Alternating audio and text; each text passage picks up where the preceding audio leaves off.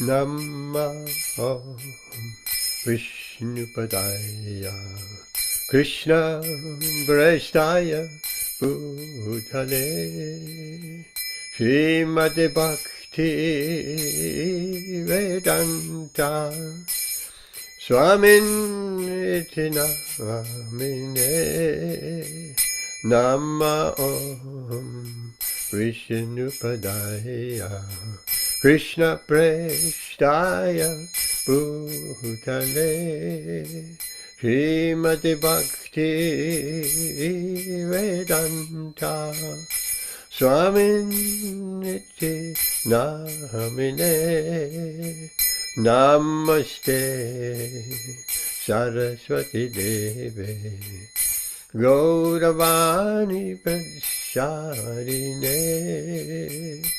Nirvishesha Shunyavadi Vasya Deshatharine Shri Krishna Chaitanya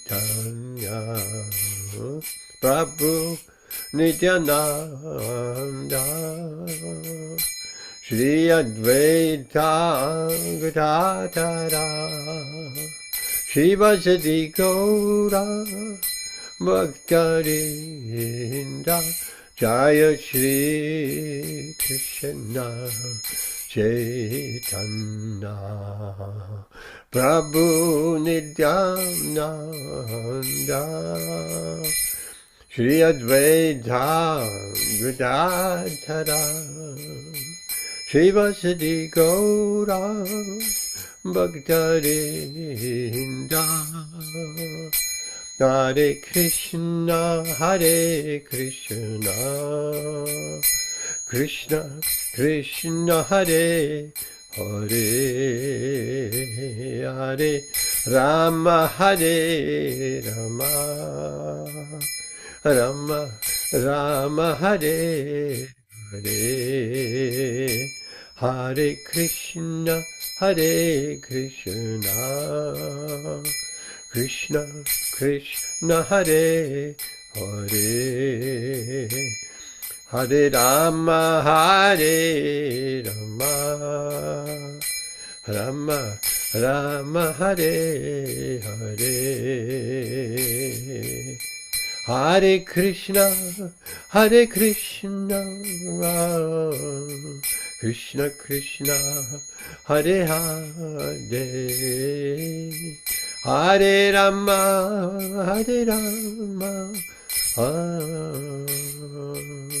Rama Rama Hare Hare Hare Krishna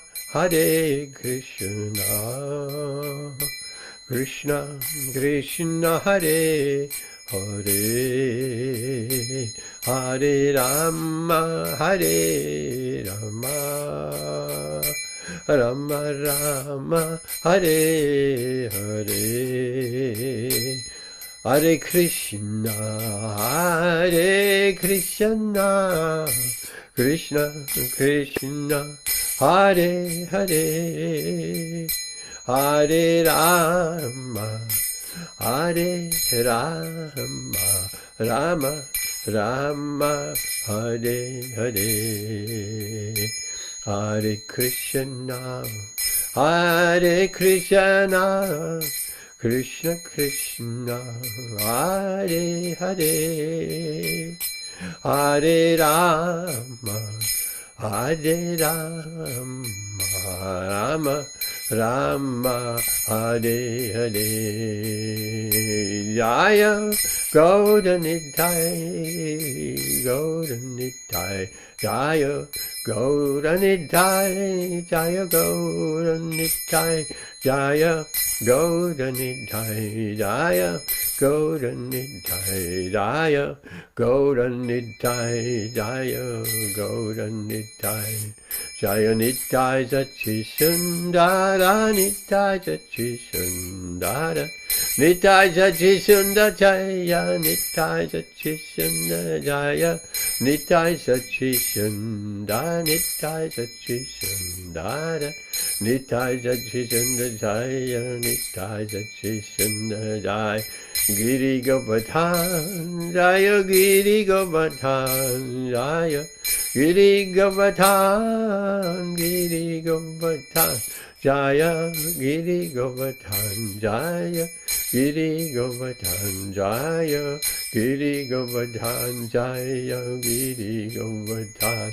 Prabhupada, Prabhupada, Prabhupada, Jai Prabhupada, Jai Jaya Prabhupada, Prabhupada, Prabhupada, Jaya Prabhupada.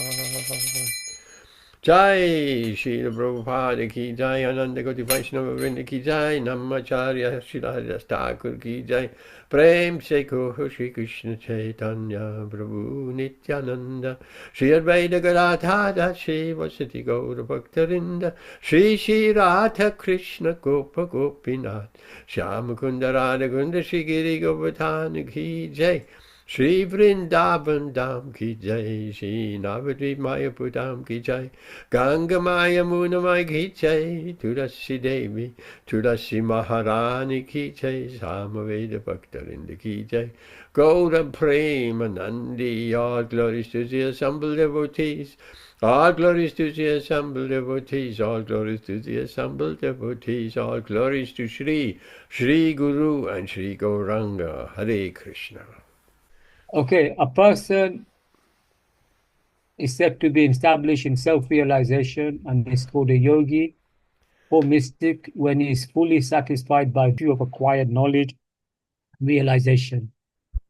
Such a person is situated in transcendence and is self-controlled. He sees everything, whether it's pebbles, stones, or gold, as the same. So that was the text of last week. Now we're going on till the text you missed, Amit. Now we're going on to text 9. And I want you to read the Sanskrit, please. Okay, Prabhu. Om Namo Bhagavate Vasudevaya. Om Namo Bhagavate Vasudevaya. Om Namo Bhagavate Vasudevaya. Purun Mitrari Udasina. Mad Yasta Devsya Bandhus. Devasya. Devasya. Devasya. Devasya Bandhusu. Sadhus Apiche Cha. Apicha Papesu. Sama Udhir Visisyete. Okay, nice. But I still don't like here Om Namo Bhagavate. Om Namo Bhagavate. Bhagavate. Can you say Bhagavate? Bhagavate. That's perfect. Om Namo Bhagavate. Say it again. Bhagavate. Yes, that's how it's supposed to be. And the first A is a stress. Bhagavate. Okay. Can you read us a translation as well, please? A person is still considered still further advanced when he regards honest well-wishers, affection benefactors, the neutral mediators, the envious, friends and enemies, the pious and sinners, all with an equal mind.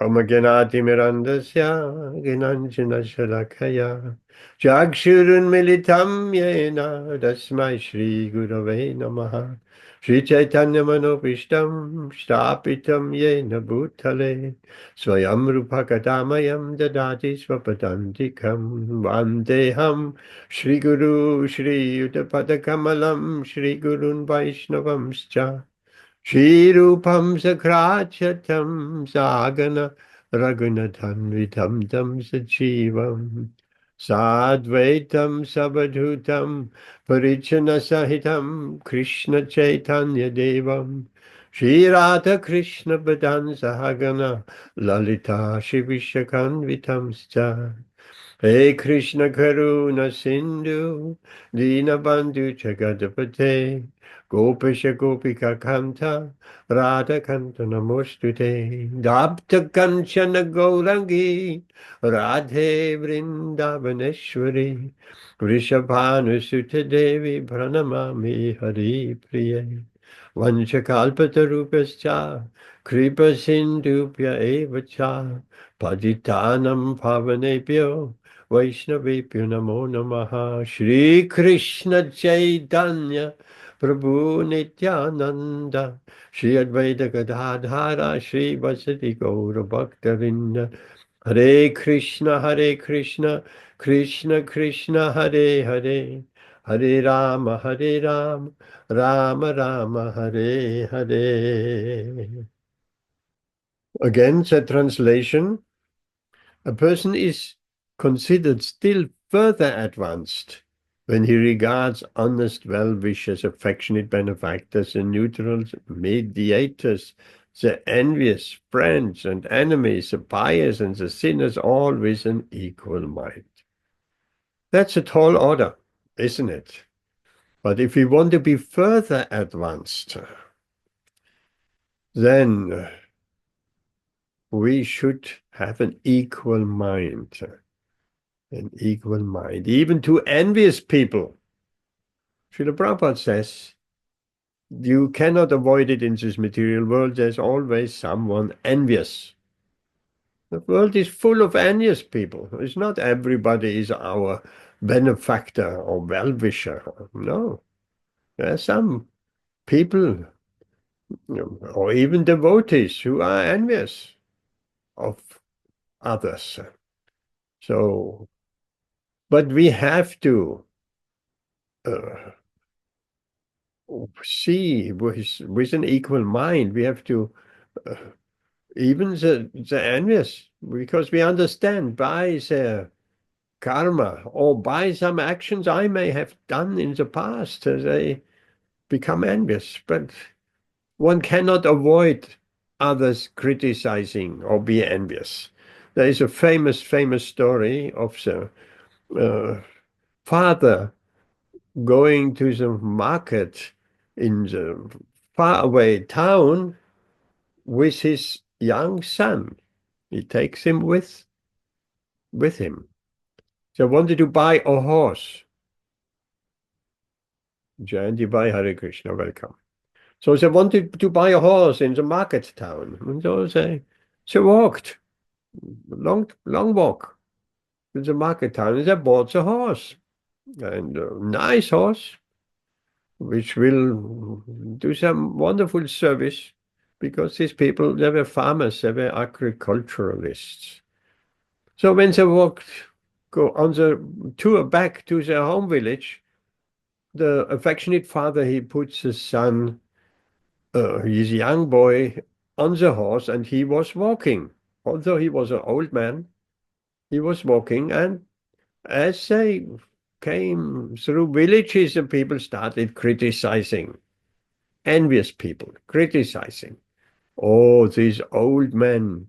The young boy has to be on the horse, and the old man has to walk.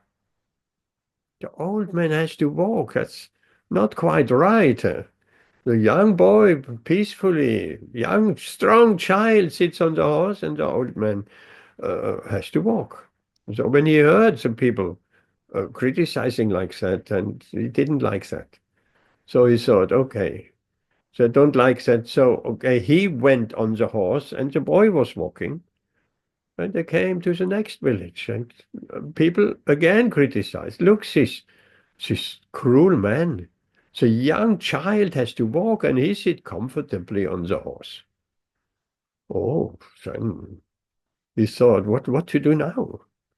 Okay, they both walked, and holding the horse, walking along, and he thought, now nobody can criticize. But then still people criticize. What stupid people are they? They're walking and they have a horse. Nobody sits on the horse and they're walking. How stupid can you be? So then we saw the last solution. If I want to avoid any criticism, any envious, criticism. They're both sitting on the horse. And he thought, now surely nobody can criticize. And they came to the next village. And the people criticized again. Look, these cruel men. They have to sit both on the horse, and the poor horse has to work so hard.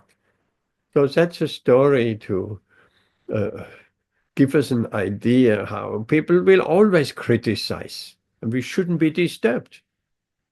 Generally, if we're in the material consciousness, we are very much disturbed if someone is criticizing, if someone is envious, some envy towards us. We feel very much disturbed. But here, Krishna says, one should be equal-minded. One, even to honest well-wishers, or someone envious. It's the same for a devotee, for a still further advanced devotee, it's the same.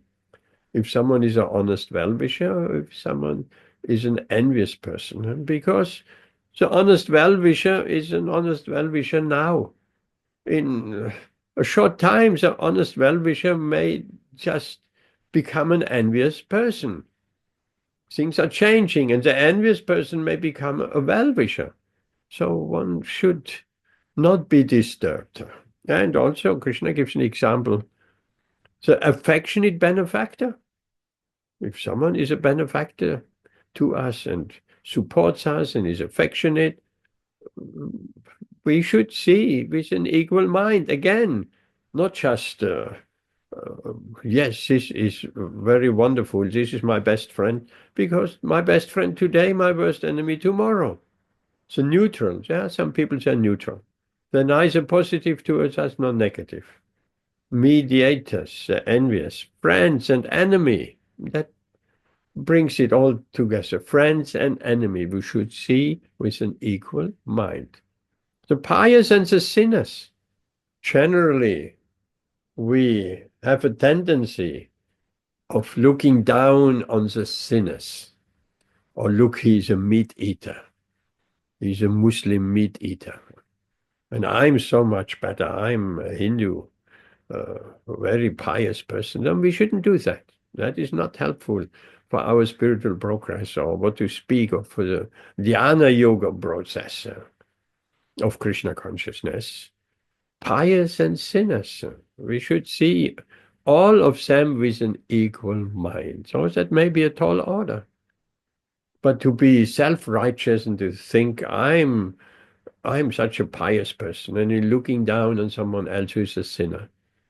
Tomorrow, the sinner may become more advanced and pious than we are, and we may fall down from our pious position and commit some abominable activities. So we never know these positions in this material world of good and bad and pious and sinner, of friend and enemy. These are all very temporary. So we should not be disturbed, and we should have an equal mind. So let's see what the next shloka brings us. Again, Amit, please read us Yogi Yunchita. Nobody else want to read it? Yes, Vijay, can you? Sorry, do you read the Sanskrit too? Yes, please. Okay, text 10. Yes. Okay. Yogi Yanjita Satyatam Satatam. At Satatam Atmanam Rashasi Rash? No. Rashasi There's no sh. Rahashi Rahasi. Rahasi. Rahasi. Yes, right. Rahasi. Shittatha. No, not sh. It's a normal S. Oh. So it's Stita. Stita. Not shtita, stita. Okay, I'm not going to get the view properly. It's Okay. small. Stita. Okay. Stita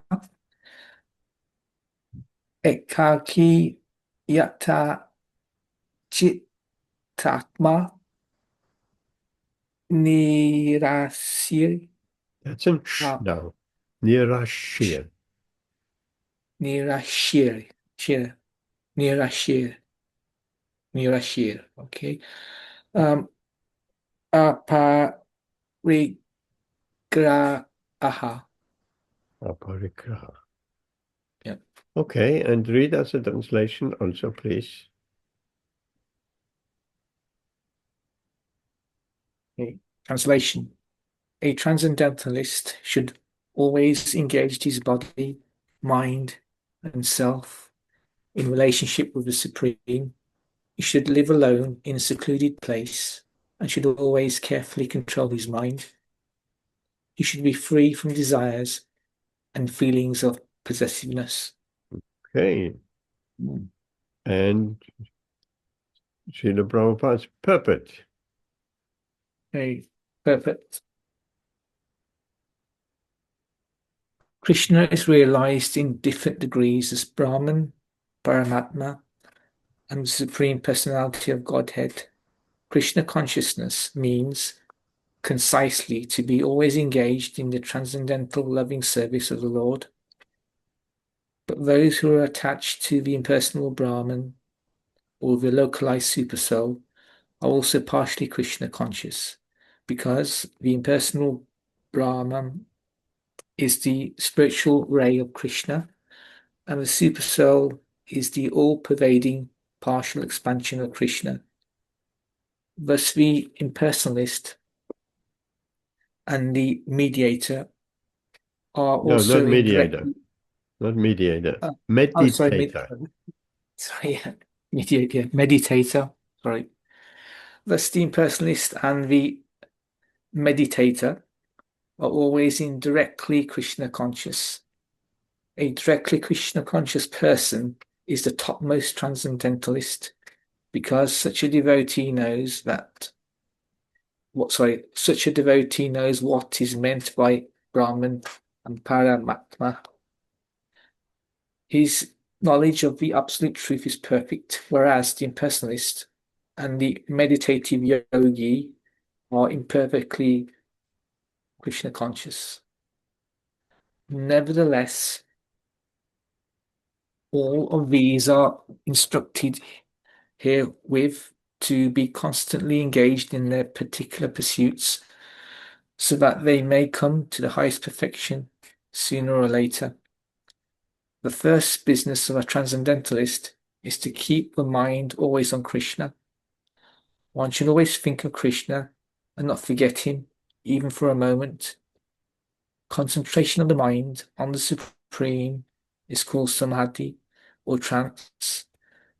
In order to concentrate the mind, one should always remain in seclusion and avoid disturbance by external objects.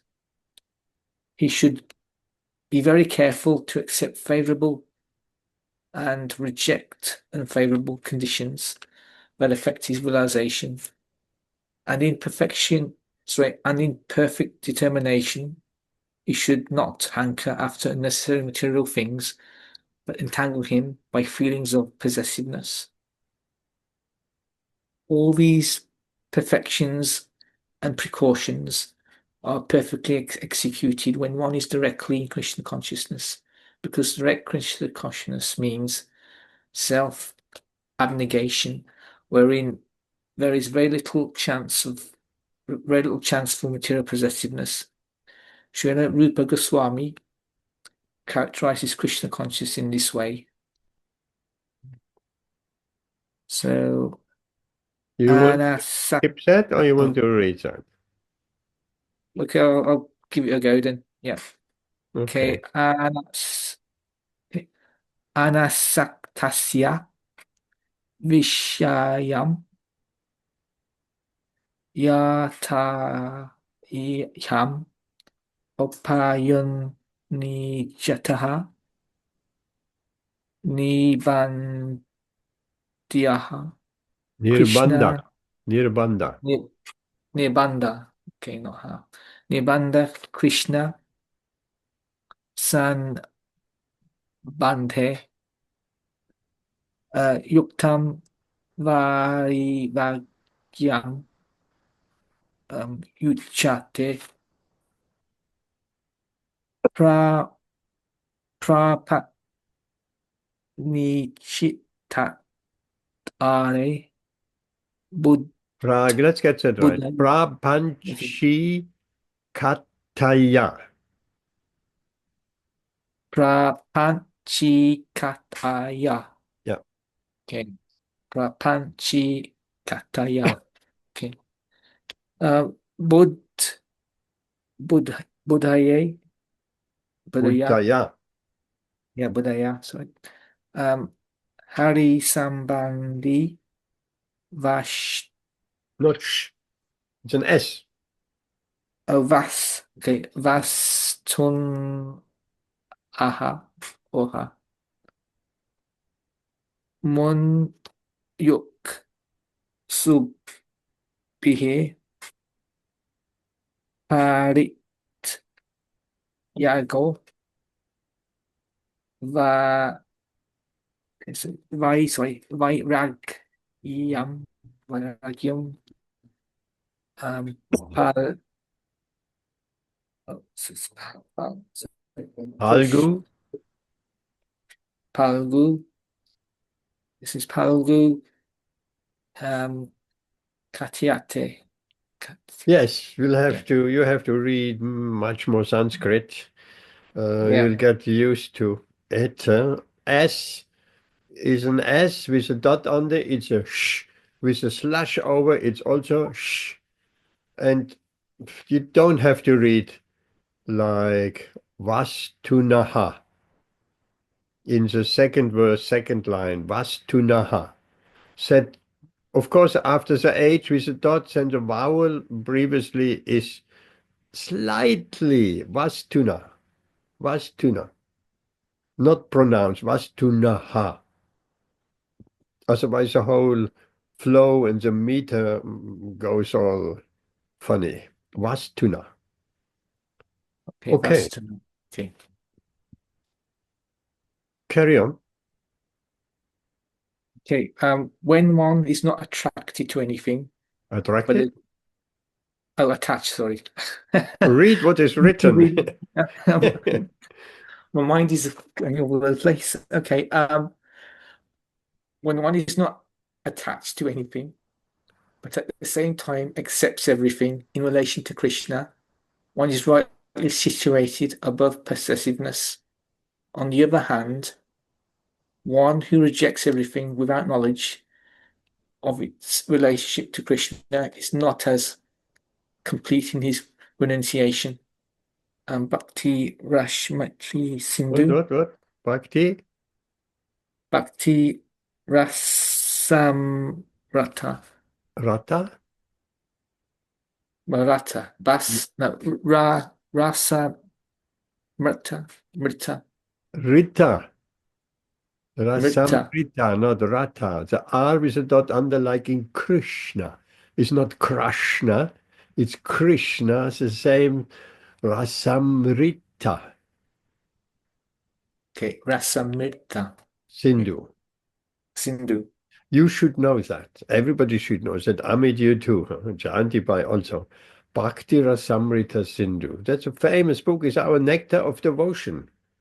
Bhakti Rasamrita Sindhu. You have to come across that hundreds of times. Carry on. A Krishna conscious person well knows that everything belongs to Krishna, and thus he is always free from feelings of personal possession. As such, he has no hankering for anything on his personal account. He knows how to accept things in favor of Krishna consciousness and how to reject things unfavorable to Krishna consciousness. He is always aloof from material things because he is always transcendental, and he is always alone, having nothing to do with persons not Krishna conscious.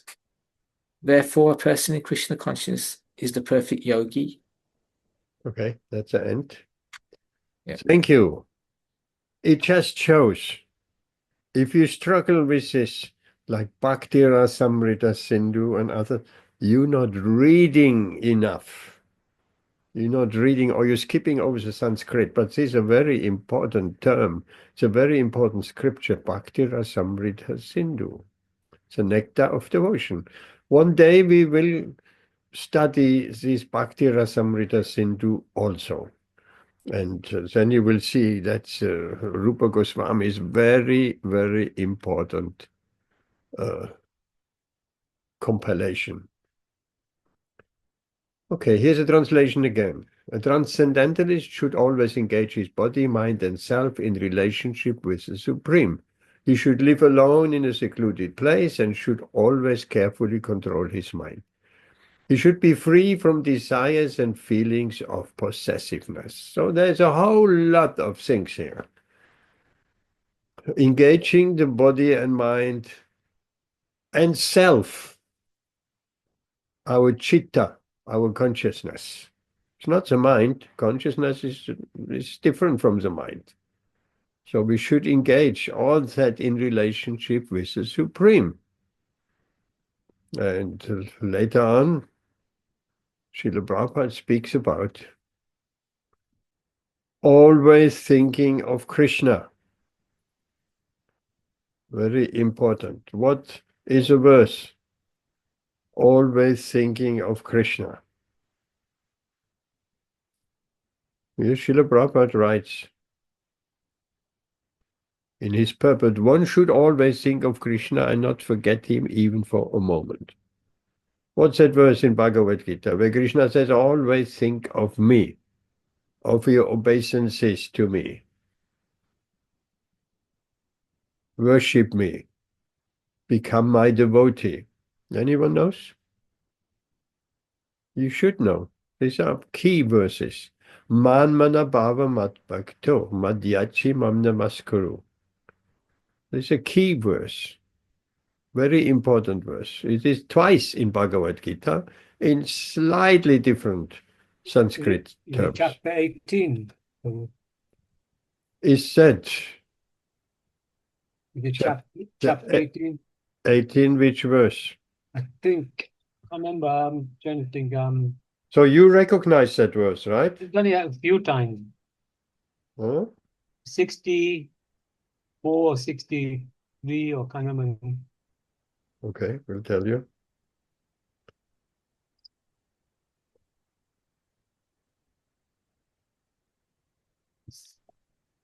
(1865), right? Very important. 1866 is that famous verse of Sarva Dharmam Parityajya Mam Ekam Sharanam Racha Aham Tvam Sarva Papebhyo Moksha Yishyami Ma Suchaha. Moksha, I will liberate you, Krishna says. Just surrender unto me. Don't fear. I will erase all your karma. And the verse before that, 1865, is man-manā bhava mat-bhakto. Both verses are absolutely the cream of the most important verses in Bhagavad Gita. Krishna says, always think of me, become my devotee.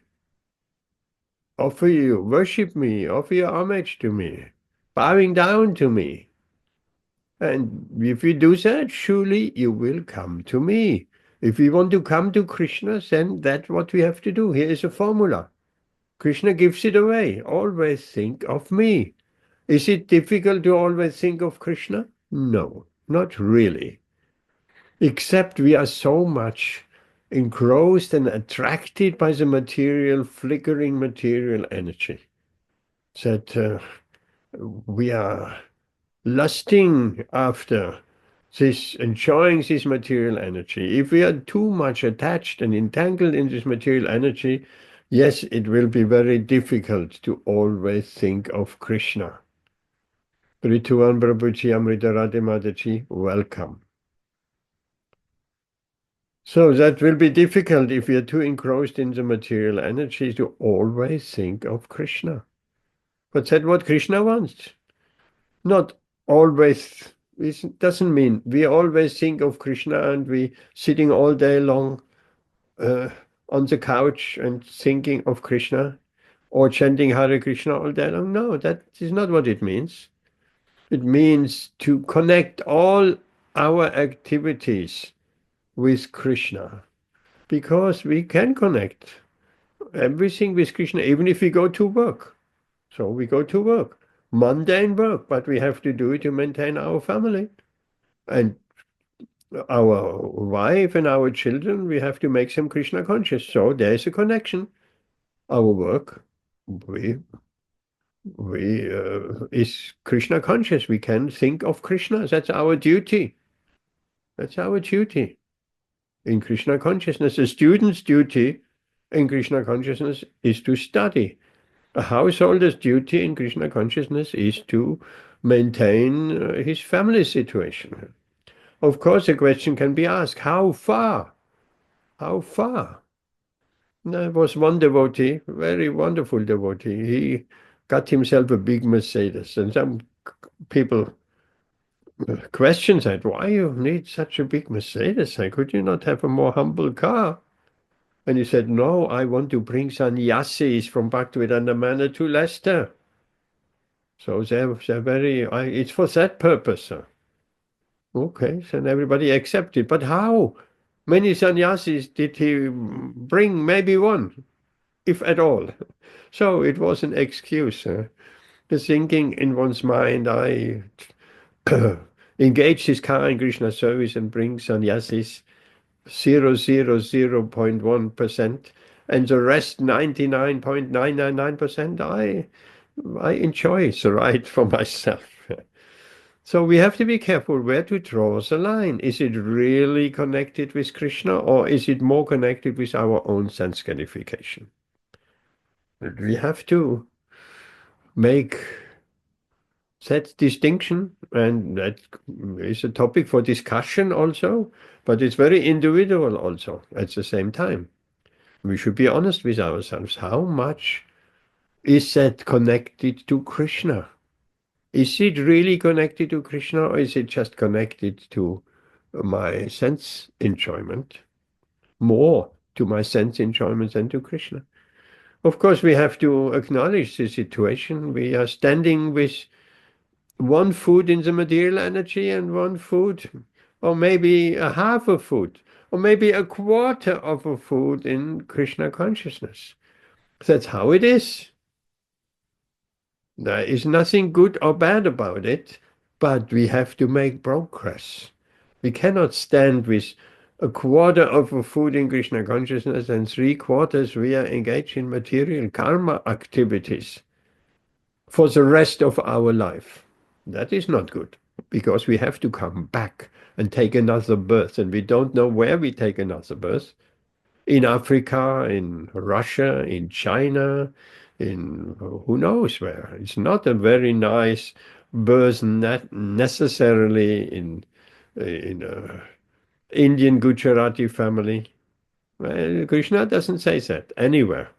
He doesn't say that, okay, you do a little bit of Krishna consciousness and you will be born in a Gujarati family. He doesn't say that. He says, if you have done a lot of progress and then you deviate, you will get the birth in a pious and aristocratic family. That he says. But he doesn't say anything about skin color. Don't think there are no aristocratic people in Africa, yeah, or in China, or in Russia. And if we have done a bit more progress, a lot of progress, and then we falling away from Krishna consciousness due to our material attachments, then we'll be born in a family of devotees, which is very rare. It is very wonderful, because then we get the opportunity of going back home to Godhead in that very lifetime. So we should be very careful how much we engage in karma activities or in Krishna activities. There was one gentleman in Leicester. I visited him regularly, and he used to say, when I say, how is your devotional life going? Very nice gentleman. He said, oh, it's karma yoga. I do karma yoga. And other times he said, well, I'll try bhakti yoga. So I always joked with him, how much karma yoga, how much bhakti, how much karma you're doing today? Of course, karma yoga is very wonderful because yoga is our link to Krishna. It is defined when Krishna is a goal, but we still have material attachments. And we want to satisfy our material attachment thinking erroneously it will make me happy. If we still think some material activities will make me happy, then that's where we are. And then we're acting in karma yoga. And that can be also, 50% karma, 50% bhakti, 70% karma, 30% bhakti. So it's up to us. But we must progress. In this lifetime, we must progress. Our karma yoga must become more and more bhakti. The bhakti part has to increase and the karma part is naturally decreasing. Karma means maya, material sense gratification, material attachments. So if we increase on the Krishna side, then the material side will automatically diminish. That is wanted. And we have to see clearly, we're making actually progress. We're not standing still for years and years and years, because a lifetime is very short. What is a human lifetime? 60, 70, 80 years? Finished. 100 years? Rare. Very rare. So what is 80 years? Everybody here is in the 40s, 50s at least. So half is already gone. Another 40, and that's it, finished. Leaves his body. Have you progressed in your Krishna consciousness? Could you have put more endeavor in, more hearing, more chanting, more association with sadhus? Could that be possibly have accelerated? Because if we don't reach the goal, we're coming back. The goal is to go back home to Godhead. It's not that easy. We have to progress on the spiritual path. There's much, much more to come. We have to come eventually. It depends where we want to go. If we want to go to Vaikuntha, then we just have to follow the process of sadhana bhakti, following the rules and regulations and scriptures very, very strictly. If we want to go to Goloka, Krishna's home, private home, with all his pastimes in Goloka, with the sakas and with the gopis and with his parents, then we'll have to start on the path of raga bhakti or raga nuga bhakti. Yet nobody can reach Goloka without that. Srila Prabhupada makes this very, very clear. In Adi Lila of Chaitanya Charitamrita, this is the goal. But this comes after practicing this sadhana bhakti, this bhakti according to rules and regulations of the scriptures for some time. Then if we practice that very nicely and trying to remember Krishna always, then a point will come where almost automatically this raga nuga bhakti will come into our consciousness and all directions will be given and all association will come that way. And so it will come about and we developing our spiritual body which is suitable of serving Krishna in Goloka, in whatever capacity, as a servant, as a friend, as a lover, as in a parental affection, all of that has to come about. Or else, if this raga bhakti is not coming about, then Vaikuntha is our destination. And Vaikuntha is wonderful. There is no question. It's a spiritual world. but it's not the highest planet in the universe. The highest planet is Goloka Vrindavan. It's higher than Vaikuntha. Vaikuntha is just it's wonderful. There is no question about it, but it's in awe and reverence. If you prefer that, then Vaikuntha, we'll be happy there. So back to the translation. One should always engage his body, mind, and self in relationship with Krishna. And for Amrita Radhamadaji and Ridwan Prabhu, in relationship with Krishna, we spoke of remembering Krishna, man-manā bhava mad bhakto. And Amit pointed out that verse. Yes. Thank you, Amit. Now, he should live alone in a secluded place. What does that mean? On the first look, it means that we have to go to the forest. Oh, no, I'm a householder. What about my wife and my children and my friends and my parents?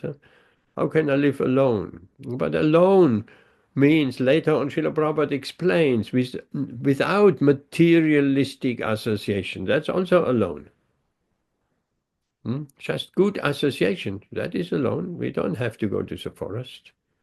That will not work. It's detrimental. Sometimes devotees think, well, if I would just go, so much I get entangled in this material energy, I will just go to the Himalayas, away from it all. I want to get away from it all. But then if someone actually does that may be some immediate impulse if the material energy gives us a hard time. And then generally that's what transpires. And then people think, oh, let me just escape. And that's the right word, escape. Krishna consciousness is not an escape. It shouldn't be. It may be for some initially, but Krishna consciousness is not an escape. Krishna consciousness means staying in our reality and be Krishna conscious wherever we are, in whatever situation we are. And that's quite possible. Quite possible. Not running away to the Himalayas. And anyway, that yogi, devotee, whichever, not devotee, but he thought, I'm running away. I have enough of this material energy. My wife doesn't love me. My children are estranged. I lost my friends and so many things. And no money. Let me just go to the Himalayas and there will be peaceful. Because in this world I don't find any peace. My mind is constantly disturbed and the mind is going here and there and everywhere. I have no control over my mind.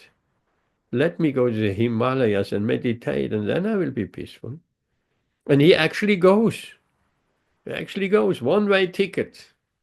And he walks up to the Himalayas, high up, and sitting there and thinking, now I can peacefully meditate.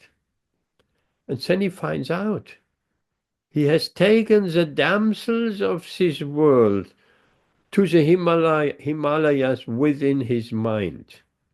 So his mind is still disturbed because of so many material impressions, samskaras he carries from many lifetimes and this lifetime. So again, he has no peace. No peace. It was a total failure.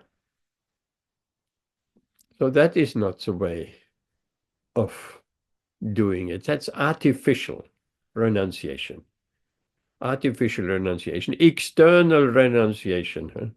Or sometimes someone feels like, oh, I will take sannyas. Immature. So much attached to the material energy.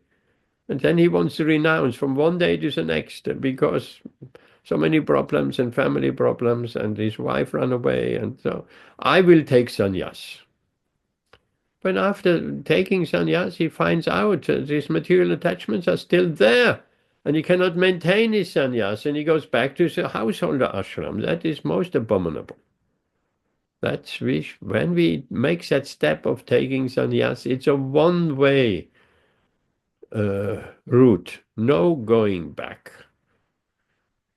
So artificial renunciation does not help us. So it's an interesting story. I visited a gentleman regularly for our Food for Life program, and they had a vegetable and fruit business, wholesalers. They always gave us boxes of boga free for our Food for Life program. So one day he said, Gauranga, I want to join the temple and become a full-time devotee. I said, oh, you never said anything like that before. What happened?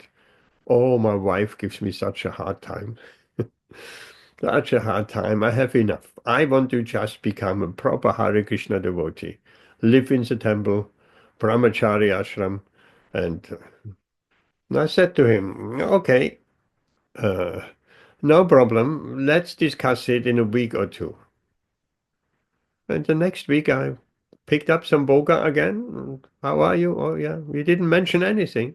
So I questioned him. So what about moving into the temple? Oh, no. I've made up with my wife.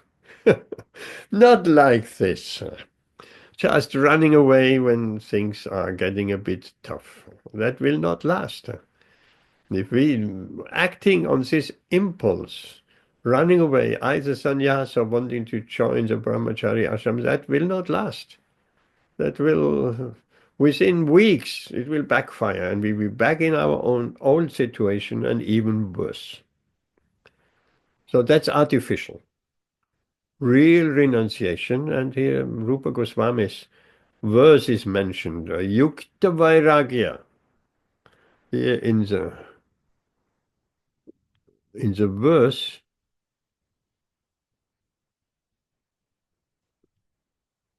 was it the previous verse?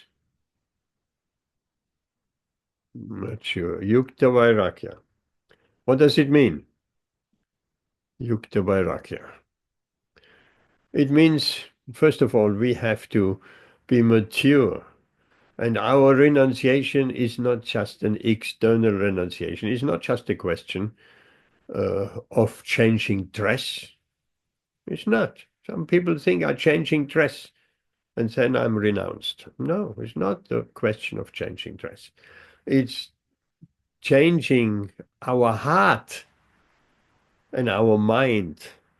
If we are in the heart and in the mind, we're coming to the position of renunciation, which is a very wonderful position, the best, because eventually we have to renounce everything. Of course, we don't want to. This material energy is so beautiful. It's so nice. Well, how can I ever renounce it? Even Srila Prabhupada, when his godbrothers told him, Abhay, Babu, you should take sannyas, he said that he thought that was a horrible proposition. He couldn't imagine to sever family ties. The sannyasi has nothing to do with his previous family life. Nothing. And now as a householder, we cannot even imagine leaving my family, my friends, my children. Therefore, sannyas is taken later on in life. The children are grown up. And all sexual activities between husband and wife has long ceased to be. They're beyond that. And then there's a vanaprashta stage where husband and wife together still, but not anymore. All that sexual thing is all gone out of both of their systems. And one will get tired of it. Hard to imagine in the prime of youth that we'll get tired of sex life. We will get tired. It'll be worn out. And people have also made that experience. That's a common experience when we get married, or being in some kind of partnerships, and sex life appears to be so attractive. But after getting married, there shouldn't be any sex life before marriage anyway. But that is not the status quo in present society. So then there's things that will be attractive for the rest of their life. But after being married, after a year or two, all that just disappears out of the relationship. It just becomes so mundane. What was so exciting and desirable becomes quite mundane, and there is no more desire. And then what is left? Without sex life, what is left? Then is left character and compatibility and similarities of mind and all that. Therefore, a relationship based on, like nowadays, most relationships are based on sexual attraction. That's not a very good basis, because that sexual attraction will disappear. And then what? Then everything falls apart. No, there has to be more than that. In fact, that sexual attraction has to be the least to take in consideration. That's the least important. Compatibility is important. Therefore, generally, within the Indian system, people were married from the same community, or just in order to kind of guarantee that these people are mentally compatible, emotionally compatible. But that doesn't work anymore very well, even within the same community. Therefore, if one wants to get married, someone has to take advice and guidance from the elders, from superiors, who are really well-wishers, not just looking for some material compatibility. That's also what is happening. People getting married on the grounds of material compatibility. Okay, he's a doctor, so she's a doctor, so two doctors together, yes. Two pharmacists, that will work. Of course, these are not unimportant. Someone is highly intellectual, and the other person is just very ignorant and has no ability or no interest in any intellectual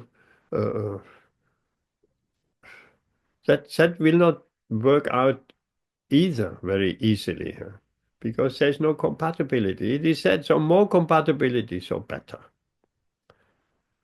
So, secluded place in this verse means without materialistic association. And then Lord Krishna says one should always carefully control his mind. That's key. Carefully control his mind. And in the previous verse, Lord Krishna was saying, if someone controls his mind, the super soul is already reached. Just see. If the mind stops talking all this rubbish, and the mind is talking rubbish all the time, it's just constantly talking to us. What about this? What about this? Try this, try that. That you will be happy in this way, you'll be happy in that way. Or there's something new, try this, try that. Enjoy, enjoy, enjoy. That's the business of the material mind. So if one has not controlled his mind, then one's destiny is not very bright. There's a beautiful picture in the old Bhagavad Gita where one sits in the chariot or stands in the chariot, and the horses in front of the chariot, and we lost control of the horses. They're going wild. Horses means you have to keep the reins, and it's not very easy, actually. Horses are very stubborn. A long time ago, we did some horse riding in Wales. And these were kind of a little bit dull horses in the first place, just meant for tourists. You're sitting on and going around, and you have an experience of sitting on a horse. And the gentleman who was leading that little expedition, he said, keep the reins strong, keep them. And I did not know what that means, and I loosened them a little bit, and the horse went down and eating some grass. Everybody else kept on walking, and my horse was eating some grass. And I couldn't stop him. Then once the horse was eating the grass, to pull the reins, it just didn't work. Because we have not held the reins very tightly. So it's same with our mind, tight control. If we give in to the mind, then it will be as difficult of getting this horse walking again instead of eating grass, because the horse got some attraction for the grass, and so we have to work against this attraction. So the gentleman who led this tour, he with some strong words and spanking that horse, he eventually got it going again. And then I held the reins very tightly, not give him a chance of. So tight that the horse doesn't get a chance to go down to the ground and start eating. So that's a good example with our mind. Keep the reins very strong. What are the reins? Following the regulative principles and chanting Hare Krishna. These are the reins. If we're neglecting any of those, then we're giving into the mind, and then the mind becomes suddenly uncontrollable. So here, Lord Krishna is saying one should always carefully control his mind. And he should be free from the desires and feelings of possessiveness. That's also not easy, because we work so hard for something and we think now that object is mine, in my possession. It belongs to me. That's possessiveness. But actually nothing belongs to us. If we look from a philosophical standpoint, we came in this world with nothing, and we're leaving this world with nothing. And in the meantime, we think we belong to a certain country, and we have a family, and we got a beautiful house and car and children. They all belong to us. And generally people think these are my children. They belong to me. But the frustration will come in when we think my children shall be like this and like that, and the children don't work out like this and like that according to our expectations. Then we're frustrated. These are individual souls in their own right. We shouldn't think our children shall, we have set expectations, there shall be in a certain way to fulfill my desire. But they're independent souls. We can guide them, and we have to guide them. No question about that. And we guide them in Krishna consciousness. But we should not think these are my children. These are spirit souls, not my. How can they be a possession of me? No, that is feelings of possessiveness. My children, my house, my this, me, mine, I, me, mine. The Krishna conscious person gets away from this, because he understands everything is Krishna's property. It doesn't mean that necessarily that, okay, we invite the neighbors, take whatever you want. That doesn't mean that. We don't have to get rid of our possessions necessarily, but we have to get rid of our desires and feelings of possessiveness. That is what we have to get rid of. And that's very hard. That's much harder than just giving our possessions away. No, that feeling, that attachment, that has to disappear. So looking at the purport. That was just a verse. Well, Srila Prabhupada speaks about different degrees of realization, Brahman, Paramatma, and Bhagavan.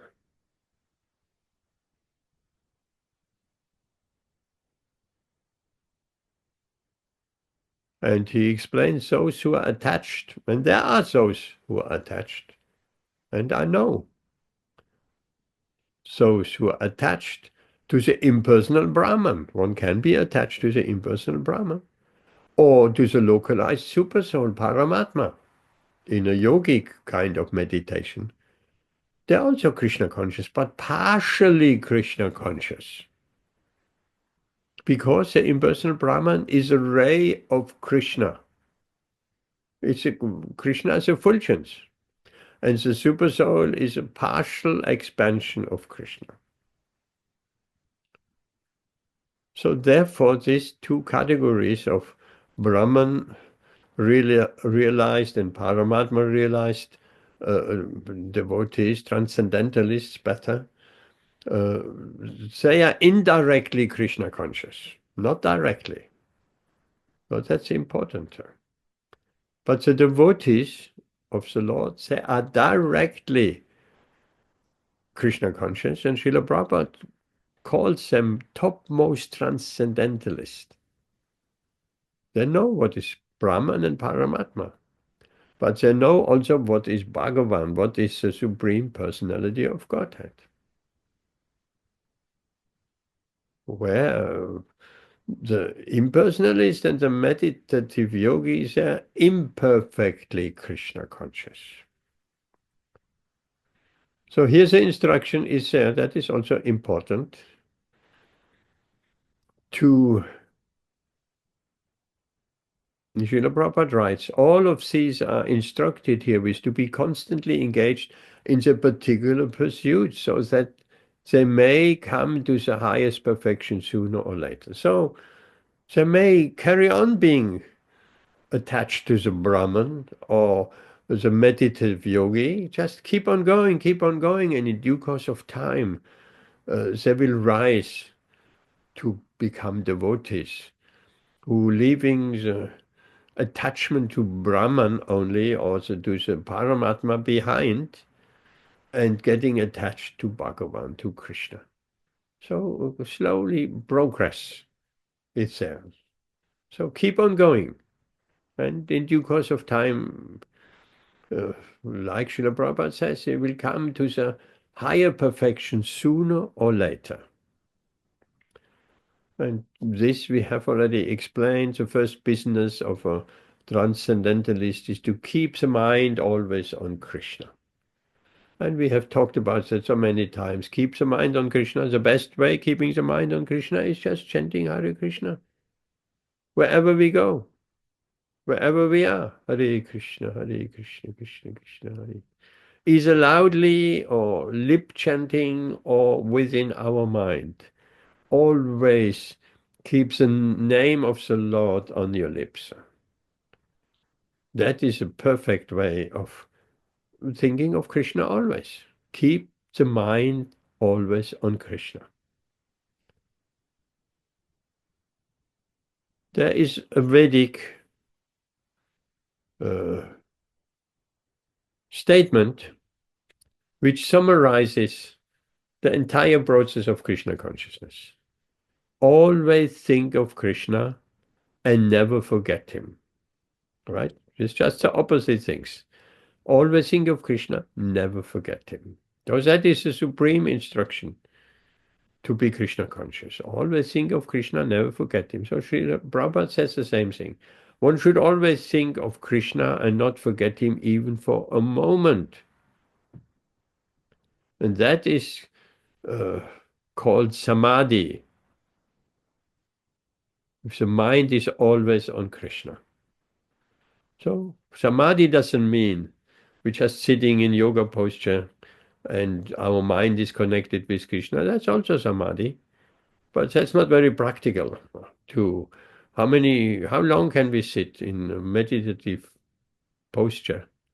An hour, 2 hours, and then our legs are hurting, our back is hurting, and we have to do so many things. So that Samadhi, that yogic Samadhi, some can do that. The yogis, the true yogis who go into the forest and alone, and they can do this kind of Samadhi. But Samadhi means also to engage all our activities and our mind in Krishna. That's also Samadhi, same thing. Samadhi means not necessarily sitting in a yogic position, It means just to constantly keep the mind on Krishna.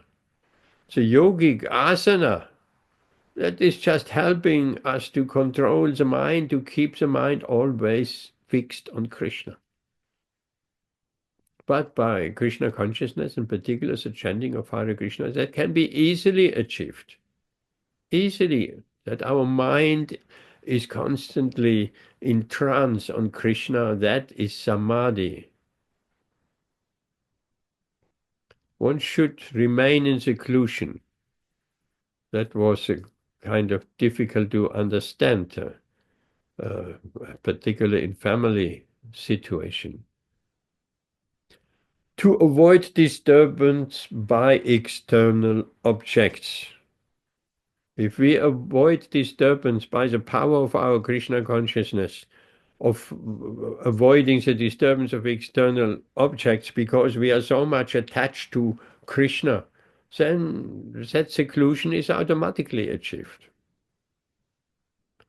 And also very important point, clearly also brought out in Rupa Goswami's Nectar of Devotion, one should accept what is favorable for our Krishna consciousness and reject unfavorable conditions that affect our realization. So we should know what is favorable for our Krishna consciousness, like chanting, following the principles very strictly, association of devotees, in particular association of devotees who are a little bit ahead of us, advanced devotees. So these are hearing and chanting and participating in festivals like Ratha Yatras. These are all favorable conditions which helps our Krishna consciousness. Reading, what to speak of reading?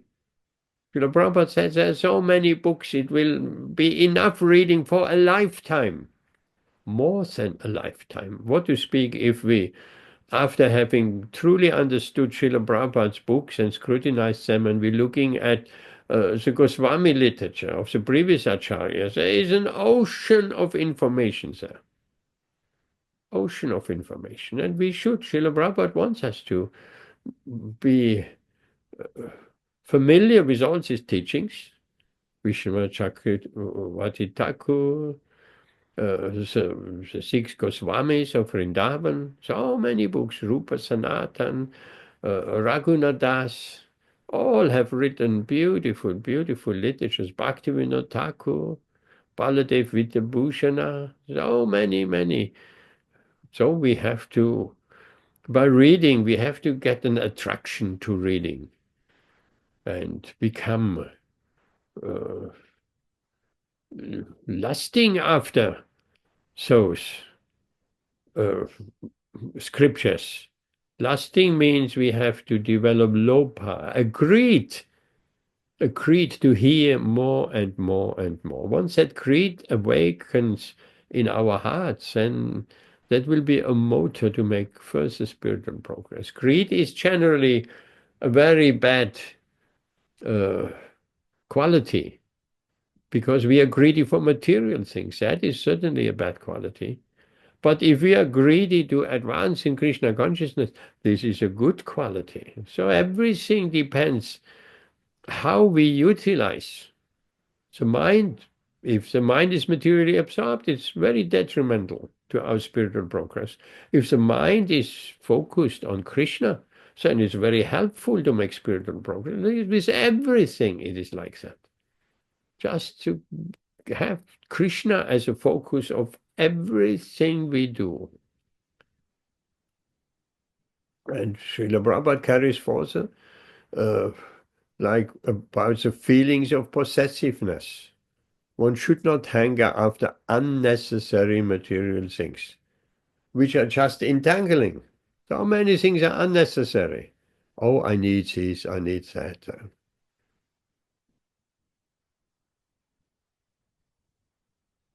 But all perfections and precautions are perfectly executed when one is directly in Krishna consciousness.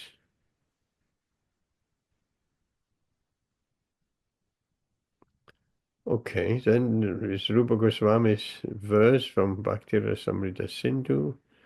Well, let's read that again. Beautiful verse, which makes it very clear when one is not attached to anything, but at the same time accepts everything in relation to Krishna.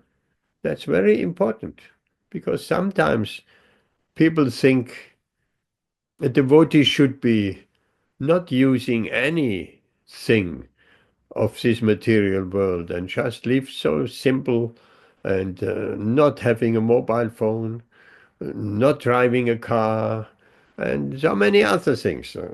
A devotee should just have no material possessions.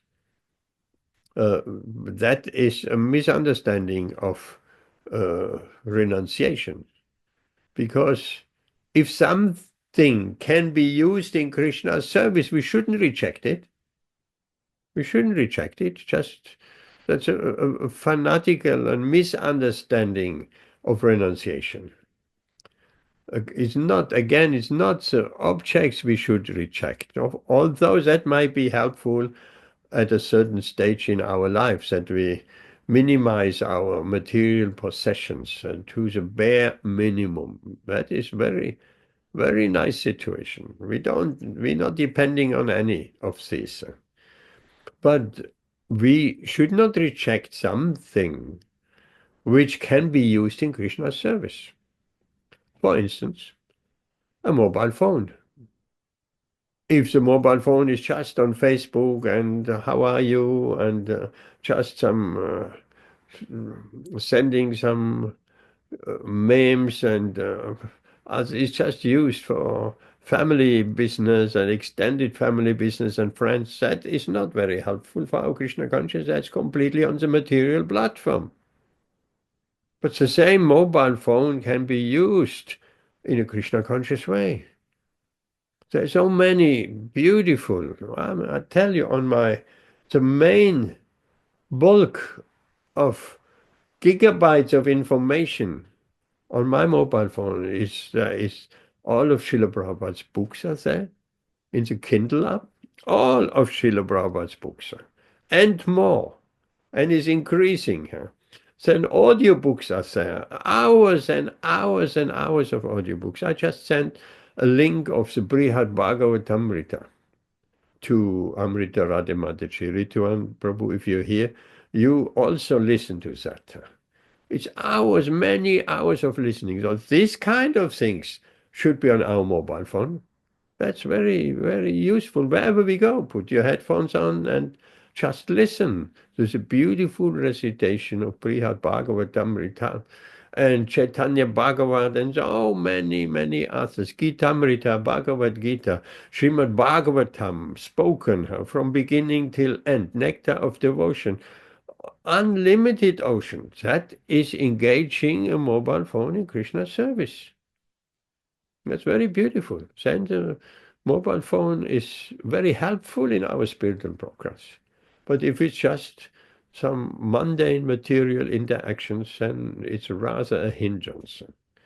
Okay, let's see if there are any questions. There were quite some hot topics here. Okay, Amit, what do you say? Questions, Amit? No problem. I mean, there's no real question. I think what the verses were teaching is the way that we should be going in Krishna consciousness, and always remembering Krishna. And I think my consciousness had become stronger over the last few years. Haribol. Yeah, where I think throughout the day, I would remember Krishna at various times. When I'm trying to control my mind, or if I'm at work, if I'm doing this. So sometimes if I'm working and I make a mistake at my work, I say Hare Krishna underneath, and I carry on work. So Yes, yeah, it's something you have to work. And I think the more you associate yourself with devotees, the more you yes, chant, yes, it's the direction. So I mean, I think that, yeah, there's no real question, but it's just an yes, observation. yes. But Amit, I can see the same. I know you since a very long time. And I would attest to that as well. Yes, you are making spiritual advancement. There is no question, there is no doubt about it. And my job it is to just push you. Come on, Amit. More, more, more, more. I would like to see you chanting 16 rounds regularly, following the four regular principles, and at one point get initiated. I would like to see you. Okay. Thank you, Prabhu. Hare Krishna. My blessings are certainly there, if that is of any value.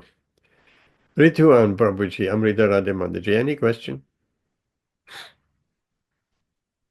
Prabhu, I just wanted to share something profound that I read about mind Okay. in Srila Bhaktisiddhanta Saraswati Thakur Prabhupada's Amrita Vani, in that book. So basically, there Prabhupada says, Bhaktisiddhanta Saraswati Thakur Prabhupada, that mind is a reflection of the soul, meaning whatever thoughts are coming are basically kind of linked to the desires that the soul once possessed or is possessing. So all those are getting reflected onto the mind. Basically, in Krishna book I read by Srila Prabhupada, that mind is an energy of Krishna. So Krishna has provided the soul with mind as well as the gross body, subtle body as well as the gross body, so that the soul can fulfill its desires. So now the conclusion that I made out of this was that if I can somehow, through association of devotees, change or transform my desires and have deep desires such as, this is something that I read, that Krishna, please enjoy me. I want to become a bhoga for you. So if someone has these kinds of desires, then eventually the mind will get cleared off, and we can attain the samadhi that you were talking about. That's beautiful. That's beautiful. Thank you very much. Yes, everything is based on desires. Everything. We explained it last time. Said why we are in this householder situation or whatever situation we're in, because we desired to taste that. Taste. How is it? To have a husband, to have a wife, to have little children walking around. It looks so attractive. Once it's happening, there are plenty of troubles. It's not always that attractive anymore, because these children, they need lots of attention and they're naughty and this and that. But whatever situation we find ourselves in, that is because we have been desiring that in this and previous lifetimes. So we should be very careful what we desire. I remember being on Parikram in Vrindavan around Vriksha Kalpa near Krishna Balaram Mandir. I'm not sure if it's still standing there. That was very close to Krishna Balaram Mandir. And there is, of course, the Imli Tal is also a riksha, Kalpa riksha. What's a Kalpa riksha? A desire tree. We approaching that tree and maybe circumambulating that tree. And what the Buddhists used to do, they put their head on the tree and reveal their dearmost inner desire to the tree, in the hope these desires will be fulfilled. And they will be fulfilled, eventually. So one has to be very careful, particularly in Vrindavan, but also here in our situation. What are we desiring? So there have been devotees, Mataji, putting her head on the tree and said, I'm pregnant, I wish my child will be a boy. Okay, that's a desire. But are we giving away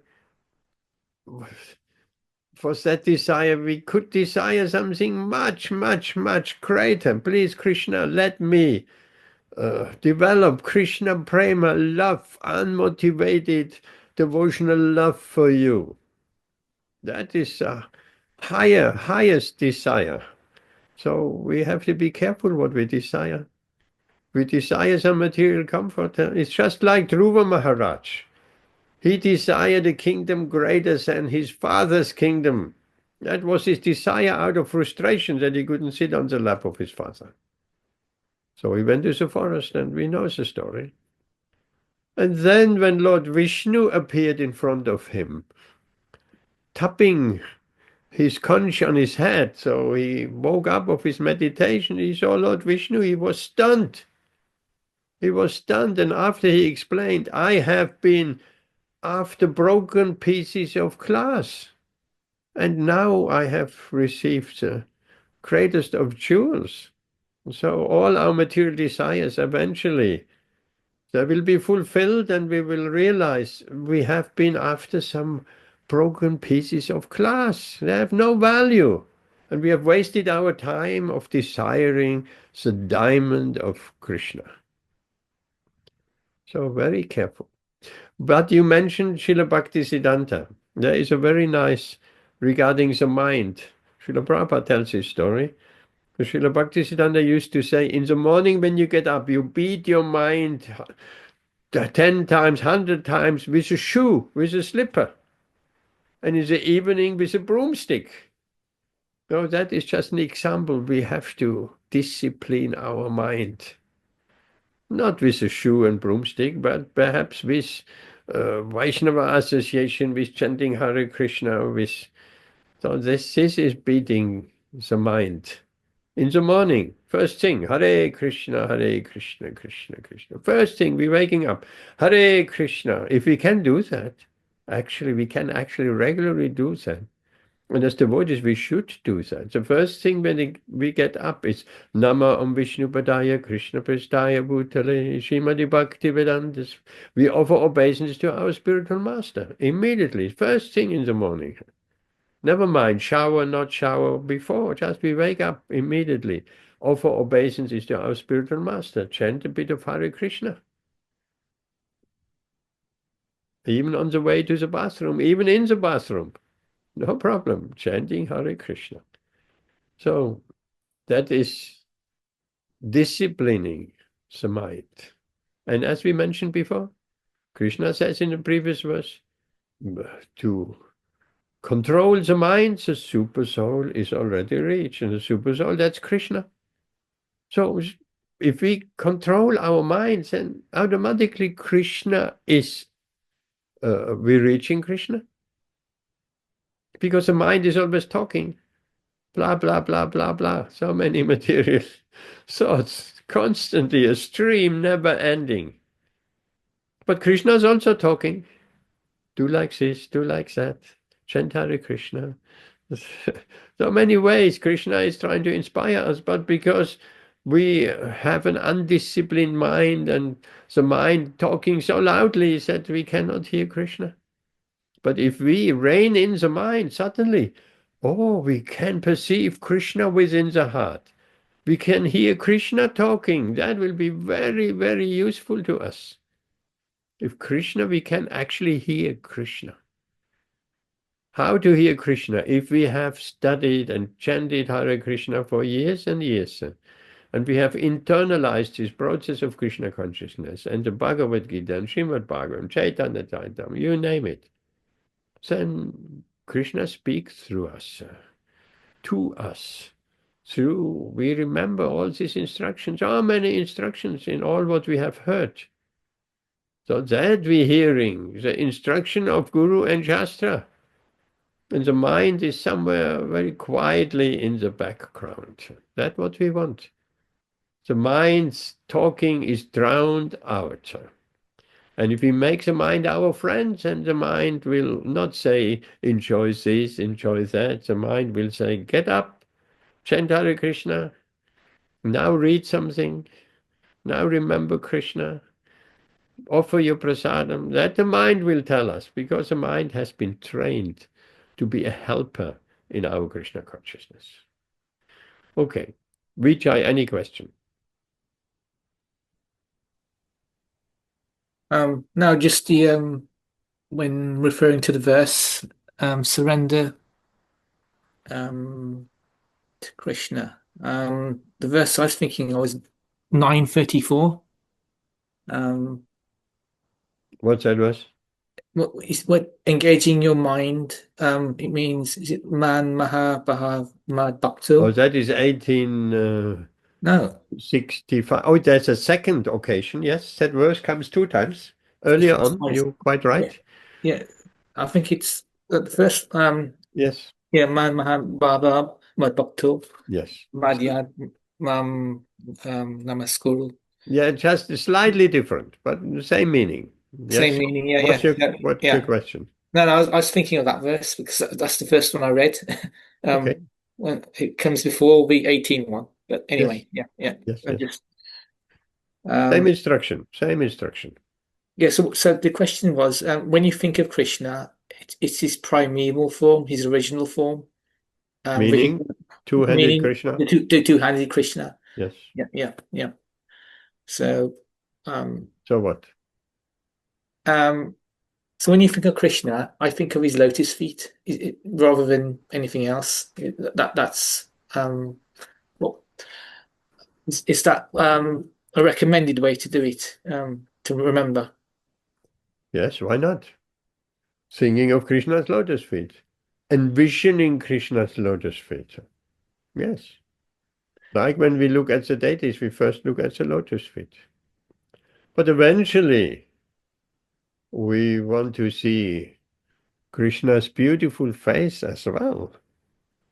Right? We like Srimad Bhagavatam, the lotus feet, and up and up and up and up, and we come to the 10th canto, and that is Krishna's smiling face. But first we look at his lotus feet and slowly up and up and up.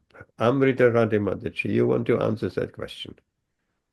No, Prabhuji. You. After you have answered this, I'll just have one question Yes. that you give something. Okay, Vijay, does that answer your question?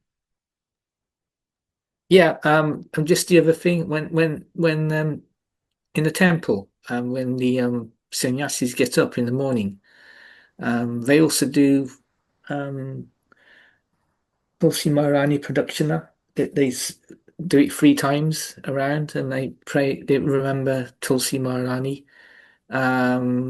So I think they do 3 mantras, chant 3 mantras as well. Yeah, I think three of them. One of them is the when they circumambulate the plant production of 3 times. Yes. So, but by simply hearing it, because obviously maybe people haven't got the original plant in the West, it may be difficult to obtain. But if you hear it in the morning, hear those 3 mantras in the morning, that's just as good, isn't it? Because it's transcendental. It just by hearing it, you may not do it physically, but just by hearing it, that's also beneficial. Yes, of course. But you can do it mentally, can't you? Yeah, I look at the picture. Mentally, or you have a picture, you walk picture, physically around the picture, or you're doing mentally, even if you don't have a picture. Mentally, you're walking around Tulsi. Close your eyes, or not. Vrindai tulasi deva priyaya keshavasya chava. Yani kani chapapani. So that can be all done mentally, like the Brahmin who cooked the sweet rice mentally and burned his finger. So we should not underestimate manasa puja, manasa worship in the mind. Very powerful, very powerful. If we have Tulsi, yes, then we can water her and walk around and put a little bit of soil on our head and offer obeisances. That's very wonderful. Okay. Yeah. Okay. Thanks. Thank you very much. Thanks. Now, Ritu and Prabhu. Yes, Prabhuji. Prabhuji, you are mentioning about yukta-vairāgya, which Srila Rupa Goswami has mentioned, and you told the story of the devotee who bought that pricey car, the limousine. So we also think, as devotees, we have heard, and we have been hearing that every time that as a grihastha, particularly as a grihastha who has got all these possessions, one should think, the mood should be that this belongs to Krishna, this belongs to Radha Krishna, and we are just their servants. We're taking care of Krishna's property. This house belongs to Krishna, and we are their servants. So, sometimes what I feel like maybe we are just repeating that in the mind, and not fully, from the heart we might not be having that mood. It's not like duplicitous. That is something really bad. Like, I'm like showing off to other people or other devotees, oh, that I am a Krishna's devotee and everything belongs to Krishna. But even sometimes unknowingly, we might, we are saying that this belongs to Krishna, but when we are put to a test, then it comes up, like, surfaces that I'm just saying this or repeating that this belongs to Krishna, but when something inadvertent happens, then the real mood comes out, that yes, and that then we realize that I am attached to the house, I'm attached to this thing, though I'm saying, when everything is fine, when there are no ripples in the water, we think that yes, this belongs to Krishna, the house belongs to Krishna, the car belongs to Krishna, our children belongs to Krishna. But when we are put to a test, then it comes up, no, we are still attached to it. So again, it's not duplicity, but it's still attachment. So I heard from one devotee that before we say that we are practicing yukta-vairāgya, we should have vairagya in our heart. That's the first thing, and then you make yukta-vairāgya. Otherwise, it will be all like superficial. Nice. Yes. It's not a question of duplicity, it's a question of spiritual advancement. That's what it is. With spiritual advancement, these things will automatically come. They're bound to come. Or as Srila Prabhupada mentions here in his purport of this verse today,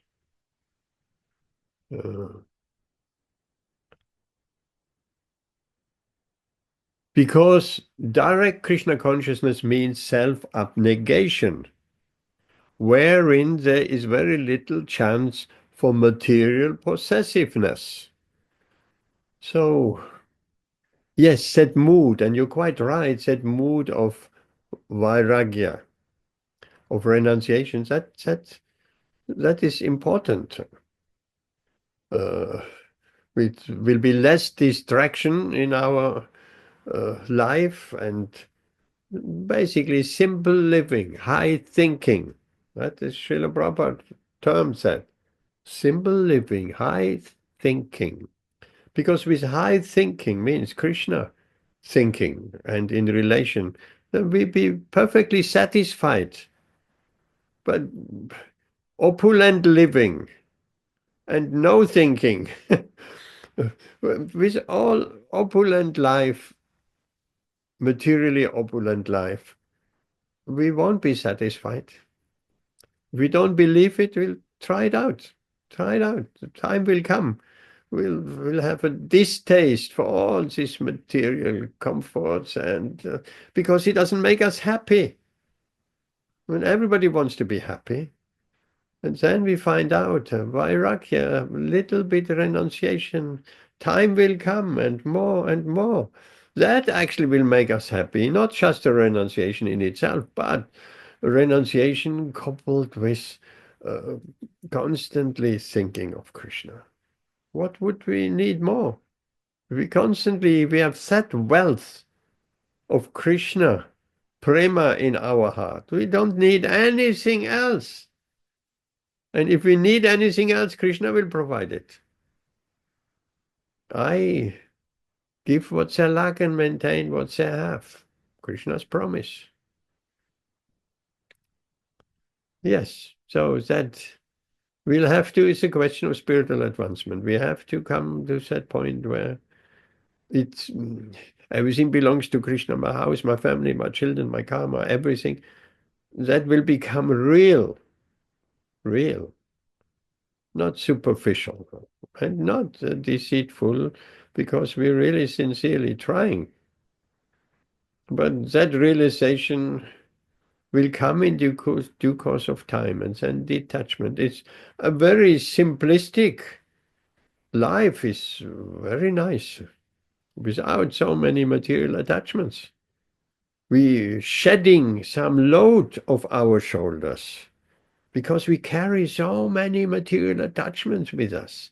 We're surrounding ourselves with so many things, and if we can put down that load, it feels like a great relief.